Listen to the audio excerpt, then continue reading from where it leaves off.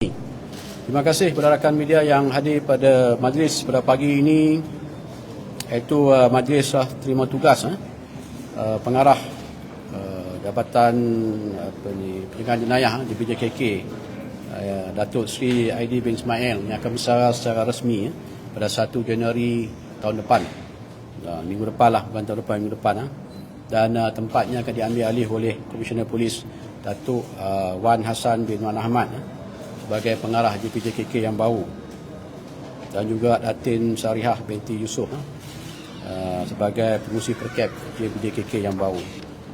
Saya rasa saya tak perlu go through kepada latar belakang ataupun karier Datuk CID. Tadi pun tuan-tuan dah dengar dalam ucapan saya dan juga ucapan Datuk CID sendiri. Apa yang penting tuan-tuan, PDRM pasukan kita akan kehilangan seorang lagi pegawai kanan kita, pengarah kita yang banyak mencurahkan bakti, jasa bakti kepada PDRM sepanjang berkhidmat dalam PDRM. Dan tadi walaupun ucapan Datuk CID pendek, Datuk CID ni ada kepakaran satu yang tadi saya tak sempat nak share tadi. Dia memang cakap menembak. Kalau dia menembak tu, dia bol semua. Itu kepakarannya satu lagi, walaupun dia tak cerita detail tadi. So itu ya tuan-tuan, berkenaan dengan majlis pada pagi ini. Kalau tuan-tuan ada apa-apa soalan. Ada soalan? Tak ada? Tak ada, terima kasih. Ini perkembangan adakah akan ada operasi lagi seperti dia salah silang tu? InsyaAllah kita akan terus melancarkan operasi bersepadu dari semasa ke semasa, dan masyarakat juga perlu memahami bahawa kadang-kadang kita juga mempunyai kekangan dari segi penempatan tahanan-tahanan di depo-depo immigration. Mungkin akan ada sedikit kekangan di situlah. Sebab itu kita perlu merancang dengan teliti. Kalau kita tengok operasi yang lepas kita buat kat Jalan Silang pun, kita punya penumpuan ialah pada penjagaan yang dikenalikan oleh warga asing. Itu target kita. Walaupun secara keseluruhan 1,000 lebih yang kita tahan untuk dibuat semakan, kita bawa balik ke Kuala Lumpur, 600 lebih kita ambil tindakan lah. Tapi fokus kita kepada premis yang dikuasai oleh warga asing, dan juga insyaAllah yang akan datang kita akan buat kepada penempatan warga asing yang pendatang asing tanpa izin lah. Operasi ini adalah satu operasi betul-betul kita akan buat secara konsisten insyaAllah.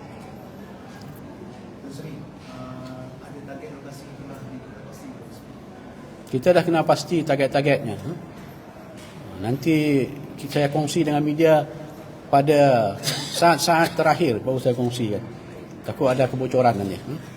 Banyak operasi sebelum ni yang kita buat, libatkan serbuan ataupun operasi ke atas penempatan warga asing ni, banyak kebocoran berlaku. Sebelum kita datang dah clear, sehari sebelum dah clear. Jadi kita akan maklum dekat pihak media, tapi di penghujungnya lah kita akan maklum. Kita dah ada semua statistik yang kita share kemudian. Memang lebih. Ada negeri lain akan jadi sasaran? Ada. Yalah, warga asing ni bukan saja di Lembah Kelang, banyak kan. Di Johor ada, di Kedah ada, di Kelantan ada, Sabah. Banyak. Lebih daripada 10. Lagi? Datuk Seri, banjir ada kerahan untuk membantu ke? Banjir, saya rasa laporan yang kita bagi berkala, keadaan pun semakin baik sedikit daripada hari sebelumnya. Setakat 28 Disember tuan, kita telah mengerahkan, setakat ni ada masih lagi 5 negeri yang menghadapi masalah bencana ni, dan PDRM telah menggerakkan 750 semua manusia, aset-aset pasukan ini terlibat waktu saya bagi PC tempoh hari. Saya telah nyatakan dengan jelas operasi ini ada sedikit kelainan daripada operasi-operasi terhadap sedikit dadah yang sebelum ni. Kalau sebelum ni kita mensasarkan kepada pengedaran dadah, kita tangkap ada rampasan, mungkin 45 juta ke, mungkin 1 bilion kan, bertan-tan. Tapi operasi yang kita buat ni adalah di bawah kanun kesihatan bawah jenayah terancang dan prosedur SOSMA. Kita punya target itu adalah sindiket keseluruhan anggota kumpulan sindiket ni. Sebab tu macam saya bagi tahu sebelum ni, mungkin lepas ni akan ada rampasan, tapi fokus kita adalah untuk menangkap dan mengambil tindakan terhadap ketua sindiket dan juga orang-orang kanannya lah yang memberikan peranan penting. Itu bezanya operasi sebelum ni, operasi dadah dengan operasi yang kita buat baru-baru ni. Kita akan mensasarkan kepada ketua sindiket sekarang ni, bagi memastikan isu pengedaran penyelundupan dadah ni kita dapat atasi. Kalau tidak, mungkin kita memakan masa yang lama untuk mengatasi isu ni. Itu fokus kita sekarang kepada sindiket, ketua sindiket.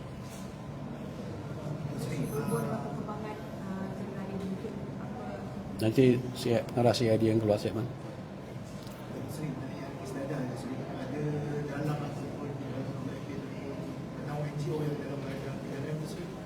Dalam penaung ni kita dah tangkap, akan menyusul kemudian. Kita polis kita tak akan bagi briefing berkala kepada media kan, sebab siasatan masih berjalan ya. Kalau ada perkembangan yang menarik yang kita rasa boleh kita kongsi dengan media, kita akan kongsi, jangan bimbang. Kita PDRM faham tugas media untuk melaporkan kepada masyarakat, tetapi pada masa yang sama media juga perlu faham ada benda-benda yang kita boleh berkongsi, ada benda-benda yang kita tak boleh berkongsi dengan media. Kerana ini mungkin akan menjejaskan siasatan, akan mengganggu operasi susulan pada pihak polis.